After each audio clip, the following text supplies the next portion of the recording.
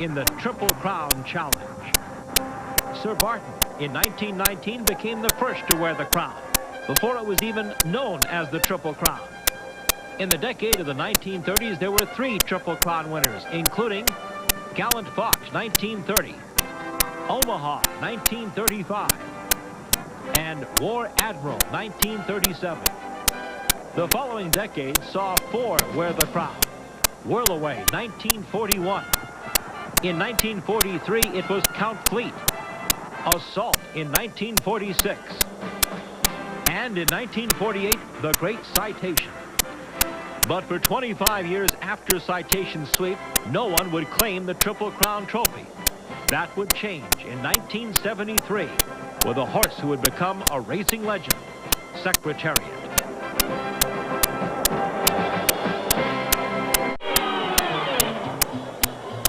In 1948, Citation, the colt from Calumet Farm, swept the Triple Crown.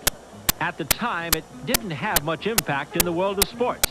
After all, it was the 4th time in that decade of the 1940s that a thoroughbred had done it.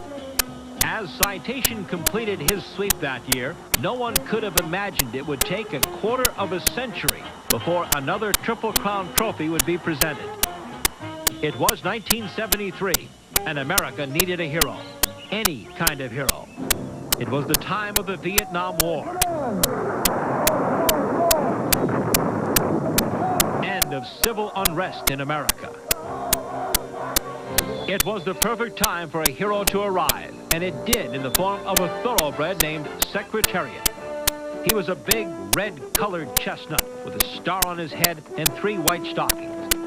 He wore the blue and white block silks of Penny Chenery's Meadow Stable. Here he was, a red, white, and blue hero for America. He was so good as a 2-year-old, winning races at 5 different tracks, that he was named Horse of the Year. Before he even started racing at 3, he was syndicated as a stallion prospect for just over $6 million. He started off his 3-year-old campaign with easy victories in the Bayshore and Gotham. But when Secretariat was upset in the Wood Memorial, the final prep for the Kentucky Derby, the pressure was really on.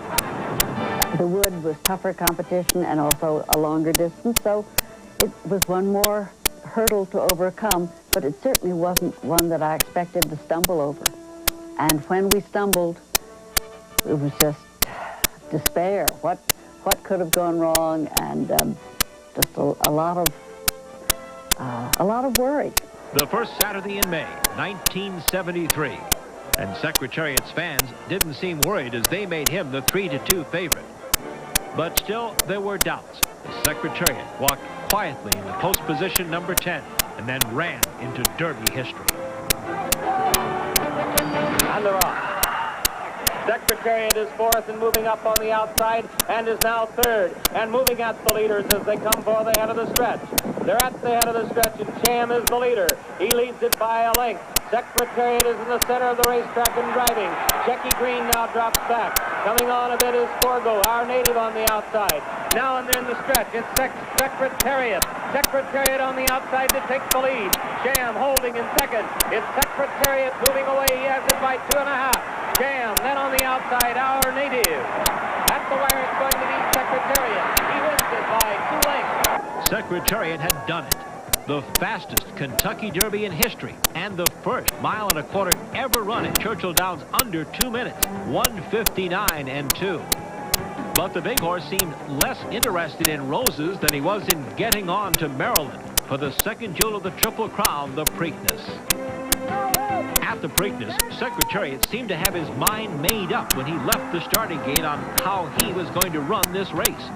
It surprised everyone, including owner Penny Chenery. As they came past the stands the first time, he was with horses. He wasn't way back.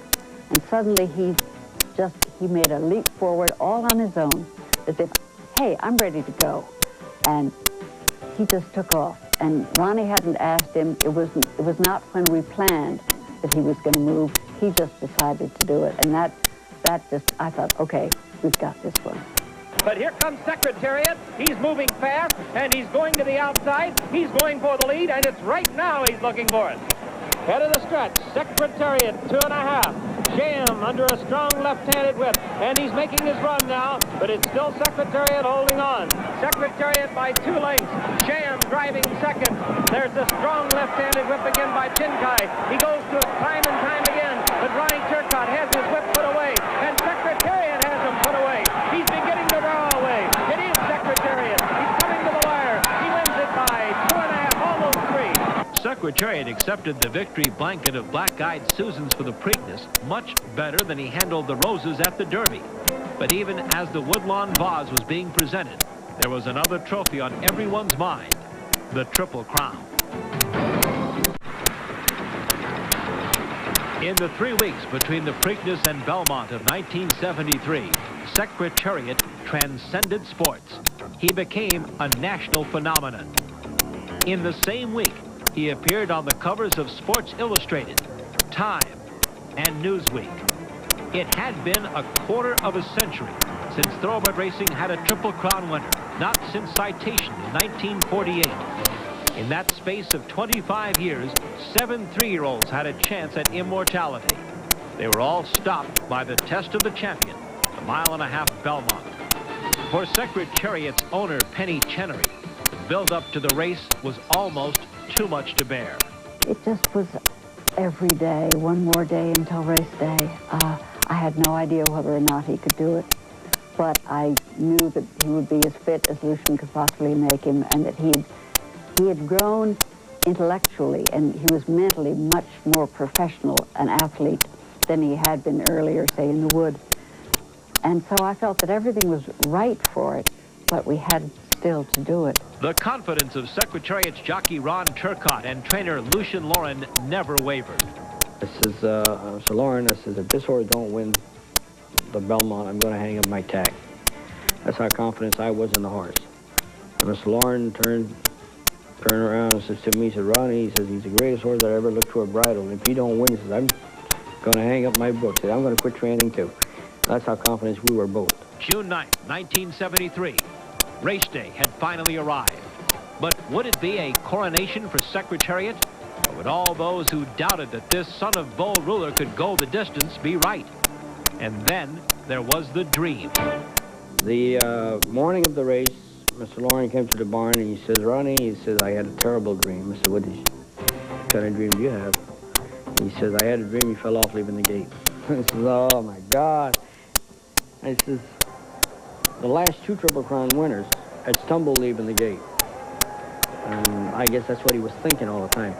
Everybody's in line, and they're off.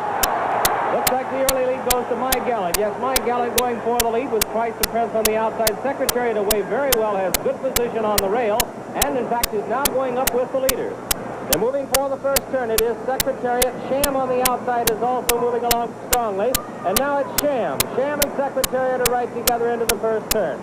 My Gallant has third behind them. Then it's Twice the Prince, and the trailer is Private Smiles as they go by the turn. Those two together, Sham on the outside. Sham getting ahead in front as they move around the turn with Secretariat second. Then there's a large gap. Make it 8 lengths back to My Gallant in third and Twice the Prince fourth. And Private Smiles is still the trailer. They're on the backstretch. It's almost a match race now.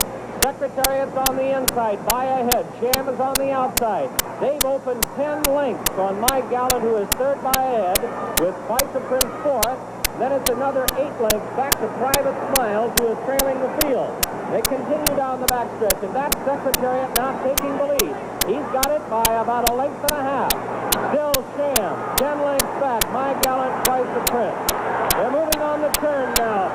For the turn, it's Secretariat. He looks like he's opening. The lead is increasing. Make it 3.5. He's moving into the turn. Secretariat holding on to a large lead. Sham is second, and then it's a long way back to My Gallant and Twice the Prince. They're on the turn. Its Secretariat is blazing along. The first 3/4 of a mile in 1:09 4/5. Secretariat is widening now. He is moving like a tremendous machine. Secretariat by 12. Secretariat by 14 lengths on the turn. Sham is dropping back. It looks like they'll catch him today as My Gallant and Twice the Prince are both coming up to him now. But Secretariat is all alone. He's out there almost a 16th of a mile away from the rest of the horses. Secretariat is in a position that seems impossible to catch. He's into the stretch. Secretariat leads his field by 18 lengths. And now Price of Prince has taken second, and Mike Gallant has moved down to third. They're in the stretch. Secretariat has opened a 22-length lead. He is going to be the Triple Crown winner. Here comes Secretariat to the wire. An unbelievable, an amazing performance. Secretariat by 31 lengths. Secretariat in a world record 2:24 for the mile and a half. The sport's first Triple Crown winner in a quarter of a century. The joy and the relief were both evident in Penny Chenery's celebration just after the race. And what was she thinking as she watched her Secretariat make Triple Crown history? Lucian and I were side by side, and suddenly Lucian said, "Oh my God, Ronnie, just don't fall off. Don't fall off. Don't fall off." And that's all he was saying. Everybody was cheering for the horse, but we were just cheering for him not to stumble or nothing to go wrong. And I only watched my own horse in a race. I wasn't aware quite how far he was in front of the others. And another bit of Triple Crown history was made that year as Governor Nelson Rockefeller presented the first Triple Crown trophy to Penny Chenery. Before 1973, there had been no trophy for the Triple Crown. Secretariat, a red, white, and blue hero, just when America needed him.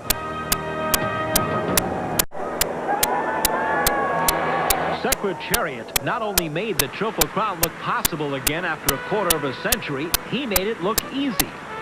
Two others would follow him into racing immortality before the decade of the 1970s ended. In 1977, was a big, dark bay, almost black colt named Seattle Slew. Unlike Secretariat, who was born to royalty by Bold Ruler and out of the Prince Quelomere something royal, there was nothing royal about Seattle Slew. In fact, he ranks as one of the all-time great bargains in horse racing history, purchased for just $17,500 at a 1975 Kentucky yearling sale. Lumberman Mickey Taylor and his wife Karen bought Seattle Slew on the advice of veterinarian Jim Hill. Well, it was in a rainy afternoon at Fastig-Tipton, and I mean very, very rainy. Karen and I kind of made up our mind. We were going to buy around 10 horses. We were going to average like around 15,000. I picked up the bid on him at 15, and we were only going to go to 12.5. So I was already over our limit, Karen's my limit, and somebody else picked him up at 15.5, and then I picked him back up at 16. When I said pick him back up, I made the bid, and somebody bid 16.5, and maybe it was the same person bid 15.5, and then he went to 17, and I got one elbow. I got the first elbow at 16. At 15, but when it went to 17.5, I got the two elbows. This horse was an athlete, and you could tell it from the time he walked out of the stall. He was just a magnificent-looking individual with a lot of presence, and you just knew he had to be a racehorse.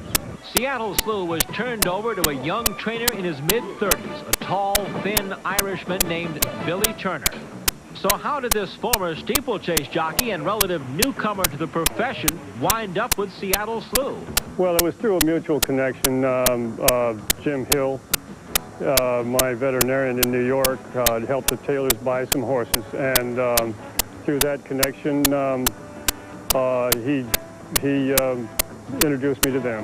The other part of the team that would come to be known as the Slew crew was jockey Jean Cruguet. The French native, just starting his career in the States, remembers his first meeting with Seattle Slew. And up with sometime in June, I went to the gate, 148, but, just nothing to talk about. Because sometime when I come back, I put the horse, good horse, I come back and tell my wife, I put a good horse. But I didn't even mention to my wife, because to me, it was just a horse. Even though Seattle Slew did not start his race career until September of his 2-year-old year, it didn't take long to realize that there was something very special about this bargain colt. I thought that he had the ability to beat anything that was running as a 2-year-old, and if nothing new came along, I thought that he could beat anything if you took care of him. And that's just what Slew did. He was the 2-year-old champion. He he arrived at Churchill Downs for the 1977 Kentucky Derby with a perfect 6 for 6 record. Karen Taylor, who was listed as the owner of Seattle Slew for the Derby, was worried about her star because of what was happening in the paddock. It looked like someone had taken a hose and had just washed him. He was dripping wet. And he wasn't nervous by any chance, but you were just sitting there, and you know that when a horse loses a lot of water, you know that it's not good for a horse, and you know that, well, maybe here you've got the favorite for the Derby, and you know you've got this talented horse, and here he's so dripping wet. It was really very scary. At the start of that 103rd Kentucky Derby, Mickey Taylor thought it was the end for Seattle Slew, the 1-2 favorite. The gate opened, and I could see Slew come out to the right, and then there was no yellow and black silks. I mean, he was gone. Then I remember another elbow, Karen saying, "Where is he? Where is he? Where is he?" It's Seattle Slew, however, that takes it over at the head of the stretch. Seattle Slew moving away, now opens 2.5. Run Dusty Run driving up on the outside into second. Steve's friend, here's Sanhedrin now closing also along the inside. Coming to the wire, Seattle Slew opens it to 4 lengths. At the finish, it's going to be Seattle Slew, and he's going along easily.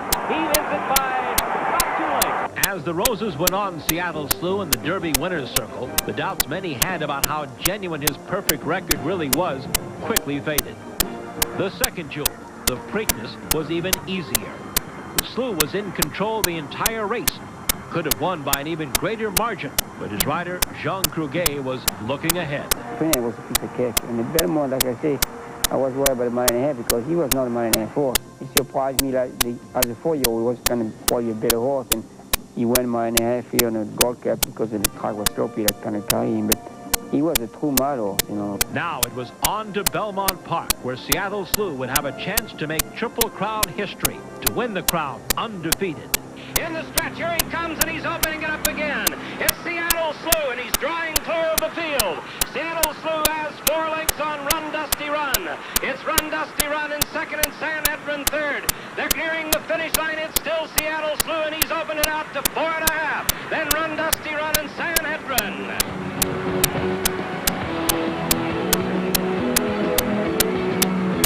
The $17,500 bargain yearling had won the 10th Triple Crown, and he was the first to win it undefeated with 9 consecutive victories. Seattle Slew was syndicated after his racing career as a stallion for a then record $12 million. He would become one of the most influential sires of the final quarter of the 20th century. Seattle Slew, Triple Crown perfection.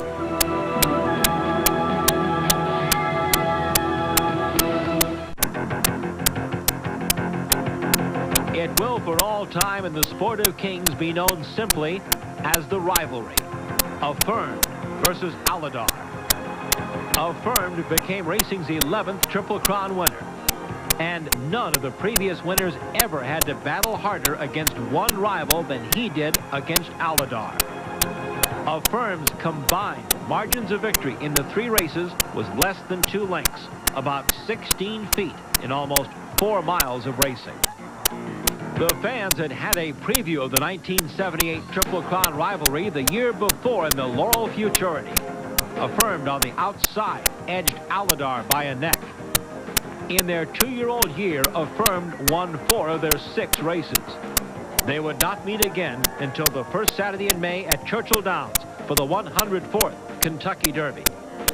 Affirmed, the 1977 2-year-old champion, had gone west with trainer Laz Barrera and won all 4 of his prep races at Santa Anita and Hollywood Park. Meanwhile, Aladar was a perfect 3 for 3 in Florida, including romping victories in the Flamingo and Florida Derby. Aladar carried the famed devil red and blue silks of an American racing institution, Calumet Farm, owned by Admiral and Mrs. Jean Markey. The colt, trained by young John Veach, is ridden by future Hall of Famer George Velasquez. Affirmed raced in the flamingo pink and black colors of his Florida owners and breeders, Lou and Patrice Wolfson's Harborview Farm. The trainer, veteran Hall of Famer Laz Barrera, and the jockey Steve Coffin, native of Kentucky, and known in the racing world as the Kid. Coffin was just barely 18, and many wondered how he would handle the pressure of his first Kentucky Derby. To be quite honest, really, I really didn't feel much pressure before the Derby. You know, I'd ridden in a lot of big races. I'd, had a lot of success, and I was probably too young to even know, worry about. I was at the fearless age where nothing bothered me. Affirmed toward the rail and down the stretch they come. Affirmed on the inside, takes command again. Believe it is second. Alidar gains ground third. They're in the final furlong. It's Affirmed with Stevie Coffin showing the way by 2.5. Believe it with Ed Maple is next on the outside. Alidar is third, but it's going to be Affirmed. Affirmed with Steve Coffin is going to win this 104th running of the Kentucky Derby. Alidar is second. The Preakness, we was in the same situation. It was 2-3 horses with little speed, and I said to Goddard, stay outside and close to the speed, wait for Alidar back again. We don't have to worry about any other horse. If we got beat with some other horse, it's too bad, but the only horse we have to beat is Alidar. You watch it for him. They're into the stretch, 3/16 of a mile to go. Affirmed holds that lead. Alidar up on the outside to join the leaders. They come on down to the 8th pole. It's Alidar on the outside, Affirmed along the rail.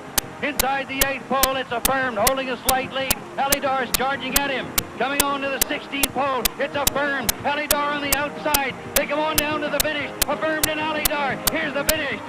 Affirmed on the rail wins the Preakness by a neck over Alidar. But the best was yet to come.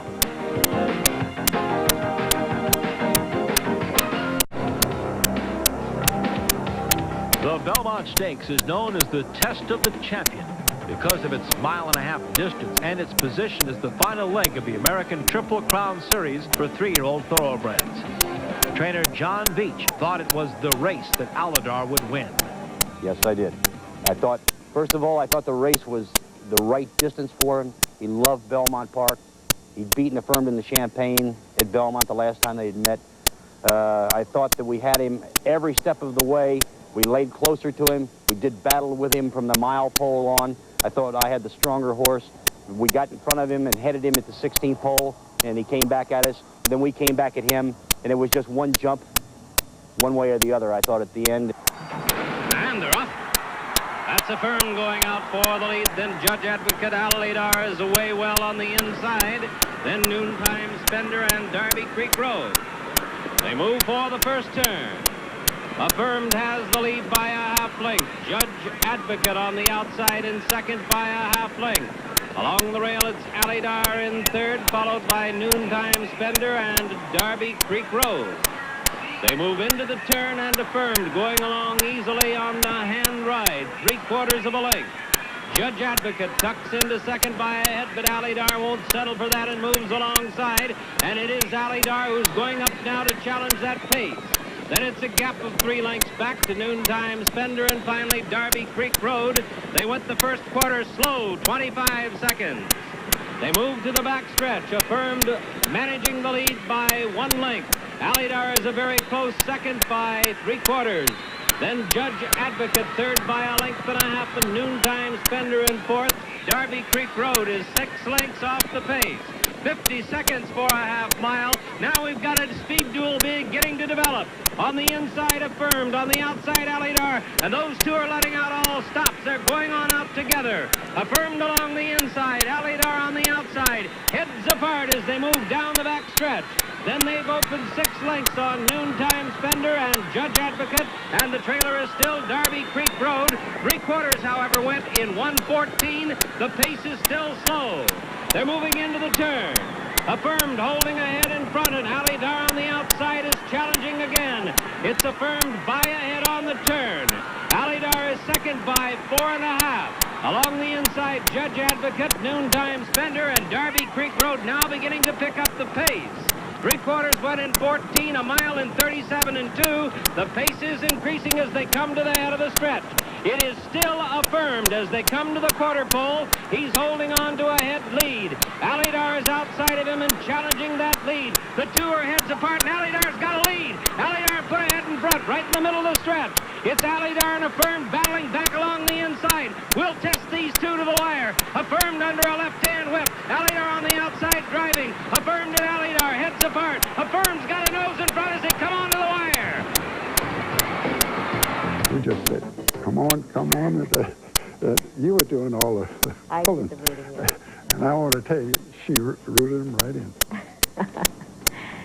Yeah, it's your legs shake. You can't hold the binoculars, you know, and he just reaches in for more, and it was a great performance. It was a situation where I knew, you know, Affirmed and Alad, they were both probably tired of Alad, but underneath me I could feel that Affirmed was, you know, he was starting to fall, you know, he was giving what he had, but he was faltering a little, and we needed to find something extra, and also Georgie, being the, you know, tactical jockey that he was, you know, laying right on top of me, so I couldn't use my right-handed stick so easily. And that was when I pulled my, you know, whip through and hit him left-handed for the first time ever. And, you know, did really get a, you know, resounding response. I mean, he did, at that point, like, sort of, you know, jump and got his head back in front. And, you know, just the natural, courageous horse he was, he battled it out to the wire. And it doesn't get any better than that. I've ridden in a lot of races around the world, and that's still to this day the most exciting and probably the best race that I think I ever have ridden in. That was the toughest races of my life because I suffered for a mile and a quarter. You know, that pressure, mile and a quarter, and was my first Triple Crown, was everything. That sent me right, I see my doctor for my heart after that race. I was crushed. I really was. It was something I'd looked forward to, and it didn't work out, and we came so close. So I'm walking through the paddock after the race is over, a little bit dejected, and there's a racing fan leaning up against the rail, and he leans over and he yells, "Beach." And I answered him, and he said, "You know what Aladar needs?" And I shook my head, and he goes, "Barrera." The great fans in New York. Affirmed had become the 11th Triple Crown winner, and he did it the old-fashioned way. He earned it. And Aladar was always right there to make sure he did. I think these two horses did more for racing than anybody in the world. Was so much and people following the horses, and every race was a part of nose and neck. The 10 races in 2 years between racing's two greatest rivals covered 10 and 5/16 miles. Affirmed's total margin of victory over Aladar was just 4.5 lengths, or about 38 feet. It was a great series. It really was. The entire year and a half or year and 3/4 that Aladar and Affirmed battled was, there were a lot of disappointments. And certainly then those disappointments were more acute than they are now. Time heals a lot of wounds. And I look back on it now with a great deal of satisfaction of being able to be part of something that really is kind of part of racing history. And to be honest with you, everybody that was involved with that, whether it would be the Marquis or the people at the farm or Mr. Wolfson or Laz Barrera, we all basically did tremendous combat with each other. But there wasn't a lot of animosity between us. I mean, we all realized that everybody was part of something great. We all had great horses to compete with. So it was a lot of fun. And fun for everyone who loves thoroughbred racing.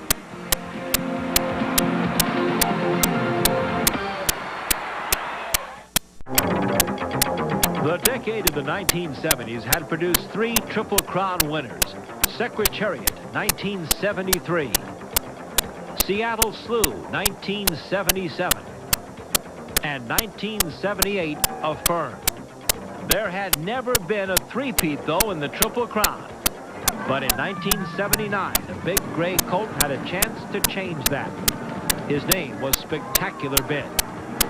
The son of Bold Bidder, out of the mare Spectacular, was purchased for just $37,000 for the Hawksworth Farm of Maryland. Harry, Teresa, and Tom Meyerhoff. Tom and I had picked out the pedigree, and he was by Bold Bidder, and we had a filly previously called Bold Place, who was by Bold Bidder, so we were interested in all Bold Bidders, and we liked his pedigree. Spectacular Bid was turned over to their trainer, Grover Greer Buddy Delp. It didn't take him long to realize he had his horse of a lifetime. Oh, definitely, for sure. I mean, I've had an awful lot of real nice Saturday afternoon horses, but, I mean, Bid, I mean, it's hard to describe it. I didn't realize that there was a horse like that. I watched the Derby the year before. I think it was a Furman Aladar in my living room. And I said, I wonder what it would feel like to have a horse like that. And you know, the next year I got one. Spectacular Bid rolled to the Kentucky Derby on a 10-race win streak with devastating victories in the Florida Derby, Flamingo Stakes, and the Bluegrass. The Bid's jockey was 19-year-old Ronnie Franklin. Delp, despite being very critical of some of Franklin's rides, stuck with the young man he had befriended. At Churchill Downs on Derby Day, Delp was so confident Spectacular Bid would win, he let everybody know it. You know, I just hollered, go bad, you know, go bad. He was 3 to 5. I said, look, what were they going to make? You know, they weren't going to hurt me betting. So, yeah, I did that. 3/8 of a mile to go. It's General Assembly holding on for lead. On the inside, between horses, that's Flying Pacer, and on the outside, there goes the Bid. So it's the Bid on the outside. Spectacular Bid gets the lead by a head. General Assembly on the inside, second. Flying Pacer is third, and down the stretch they come. And it's Spectacular Bid taking the lead by a length and a half. Along the inside, General Assembly is second. Flying Pacer drops back. On the outside, Golden coming on. But there's a 16th of a mile to go. And Spectacular Bid is going to win the 101st running of the Kentucky Derby. Spectacular Bid does it right, Franklin aboard. Everybody believed Delp at the Preakness. Spectacular Bid went off at 1 to 10, winning by 5.5 lengths, and was just a tick off the Pimlico track record. The Bid was now poised to take the crown. No thoroughbred could stop him, but a safety pin was about to play a key role in one of the biggest upsets in racing history. 1 in a million. I blew him out the day before the race. R.A. Smith blew him out the day before the race, and he went 35 and a couple just galloping. And we were sitting in front of his stall, Bid's stall, on bales of hay and talking. He said, well, it's all over now. All we have to do is lead him to the paddock, and the Triple Crown's ours. Came the next morning at dark, and Herman Hall, my groom, said, hey, boss, this horse is lame. I said, what? Take me to him. So he was standing there like this with 1 foot up in the air. So I went in the stall real quick and looked at it, and there was a safety pin right there. It was embedded about, maybe close to ½ an inch into the lamini, not the frog, in the hardest, toughest part of that hoof. And then I called Harry, and I told him exactly what happened. I said, I'm not going to mask anything. I'm not going to give him anything, just going to pack his feet. And if he's anything but sound, he's going to have to scratch. Spectacular Bid raced, but it wasn't the same Bid, and it was more than just a safety pin. Two reasons. He would have won even with he didn't change lead the whole running of the Belmont Stakes.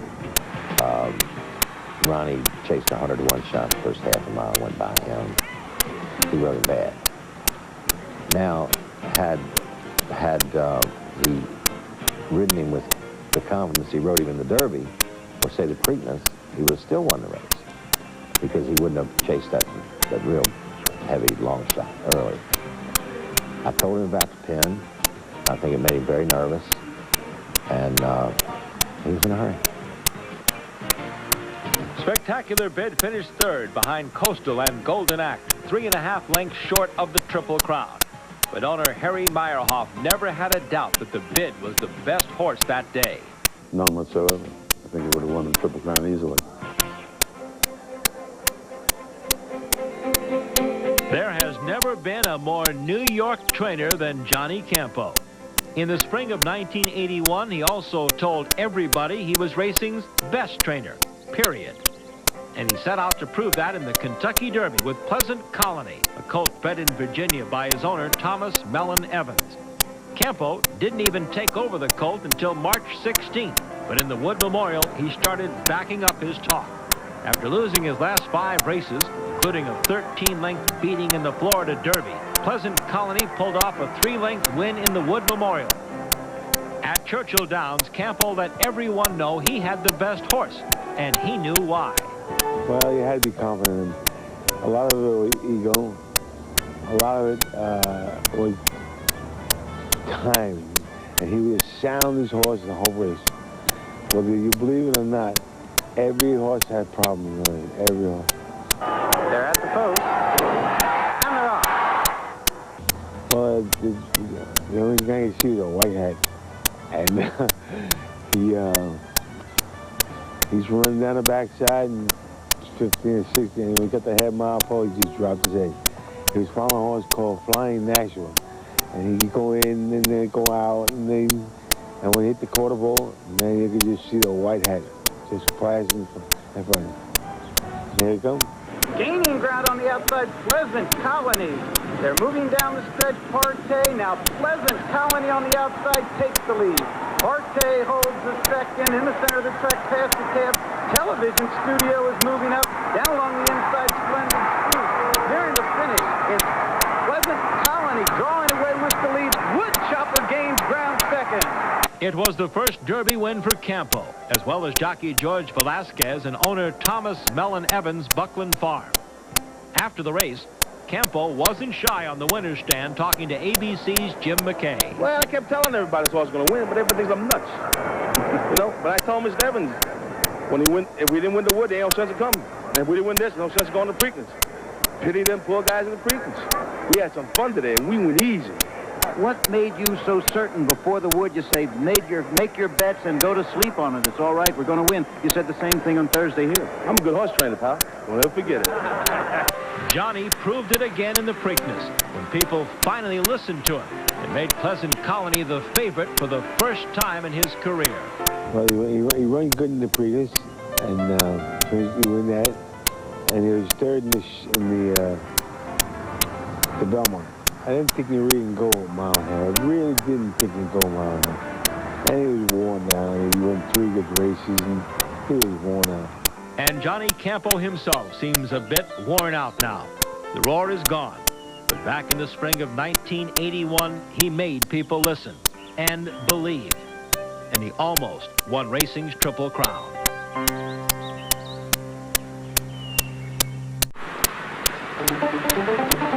Aladar and Affirm's great Triple Crown rivalry of 1978 would continue in the breeding shed.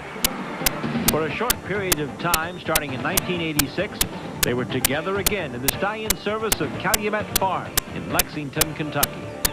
And Aladar finally got in front of Affirm when it came to overall success as a stallion, siring 2 Kentucky Derby winners. 1991, Strike the Gold. And in 1987, Aladar had a son that came close to accomplishing that ultimate goal, winning the Triple Crown. That colt's name was Ali Sheba, a $500,000 Keeneland yearling purchase by the Scarborough family of Texas. Aladar's son didn't get off to the same fast start as his father. In fact, coming to the Kentucky Derby in 1987, Ali Sheba was eligible for non-winners of 2. Trained by Jack Van Berg and ridden by Chris McCarron, both racing Hall of Famers, Ali Sheba literally picked himself up after stumbling in the stretch of the Kentucky Derby. As they turn for home, a quarter of a mile to go. Bet Twice taking the lead by 1. On the outside, here comes Ali Sheba. On the line, dropping out of it. Middle of the racetrack. Crypto clearance with Jose Santos is flying. Leo Castelli between horses. And down the stretch they come. Bet Twice on the inside leads it by a head. On the outside, here comes Ali Sheba. Ali Sheba with Chris McCarron to the front. Bet Twice back to second. Here's the finish. Ali Sheba wins it by 3 parts of a length. On the inside, Bet Twice finishing second. McCarron remembers how he avoided Derby disaster. I had no idea it was that serious when he stumbled, because in the heat of battle like that, you just you just do things instinctively, and I just tried to regain my balance and hope that he would, and he did, and he was agile as a cat, that little horse, and boy, could he really run. Ali Sheba set himself up for a run for the crown by taking the Preakness Stakes, coming on the outside to run down Bet Twice just before the wire. Another rivalry was building, as Bet Twice had been second to Ali Sheba in the Derby by 3/4 of a length and was beaten a half length at the Preakness. Now, Ali Sheba was in position to win the crown his father could not. Also at stake was a multi-million-dollar Triple Crown bonus. Van Berg was confident. Chris walked in and I said, Chris, I said, this horse will be in front today and he'll be in front every step of the way. Well, he looked up at me like I fell off a banana wagon, you know, just in shock. And I said, Chris, believe what I'm telling you. I know this horse better than I know myself. I know what he'll do. I said, in fact, if you want to know something, he'll gallop faster than the rest of these horses will run. So when they broke, Ali Sheba broke a full length in front of the rest of the field that day, and Crease just reached up and grabbed him and sat back there and let him gallop the first 3/4 of a mile, and he sat back there throwing him down. And I didn't know till afterward that Jimmy Kroll had told Craig Perret, he said, when you see Ali Sheba get to your hip, I don't care where you are at in the race, you whip down and whip on this horse and get him a running, and you keep riding until you get to the finish line. Well, after they went the first 3/4, boy, Ali Sheba just galloped up to Bet Twice, and Craig took off, made him win the race. He just sprinted the rest of the way home. Ali Sheba finished fourth, costing him the $1 million Triple Crown bonus check that was written to his rival, Bet Twice. Aladar's son would go on to be Horse of the Year in 1988. And when he retired, he left as the sport's all-time leading money earner at nearly $6.8 million, and with 2 jewels of the Triple Crown.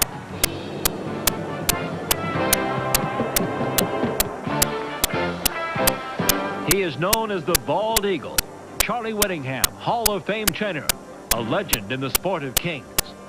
In 1989, he almost pulled off the Triple Crown with this dark bay, almost black colt named Sunday Silence that he owned in part with Arthur Hancock and Dr. Ernest Gaylor.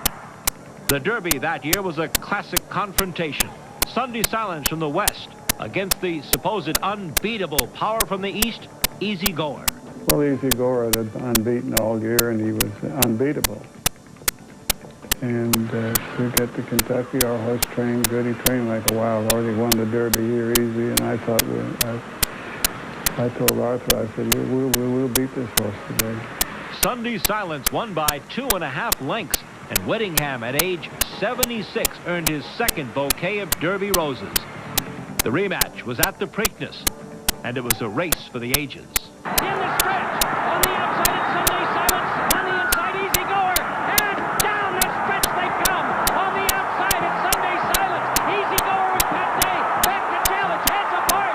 Easy Goer on the inside with a slight lead. On the outside Sunday Silence, the rest of them far back.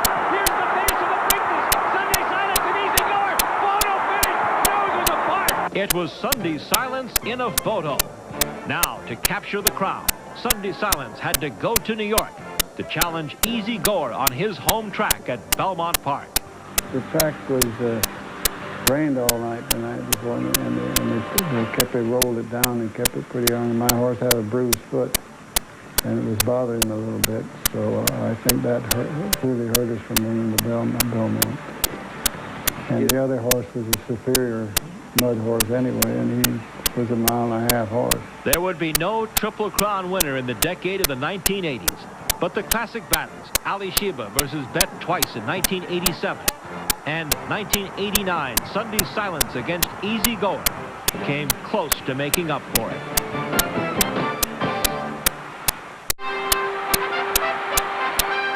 Every sport has an ultimate challenge, a goal that by its degree of difficulty seems to most unattainable.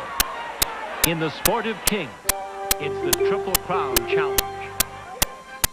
The odds are astronomical that this young foal, no matter how well bred, will be good enough, sound enough, and lucky enough to even make it into the starting gate at Churchill Downs on the first Saturday in May to run the Kentucky Derby.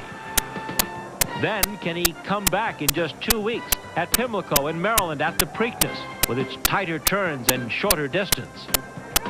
And then after that, what's left for the test of the champion? It's the challenge of the 1.5 miles in the Belmont Stakes.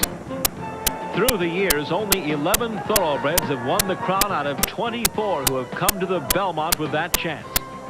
To win one of the classics makes you part of racing's history.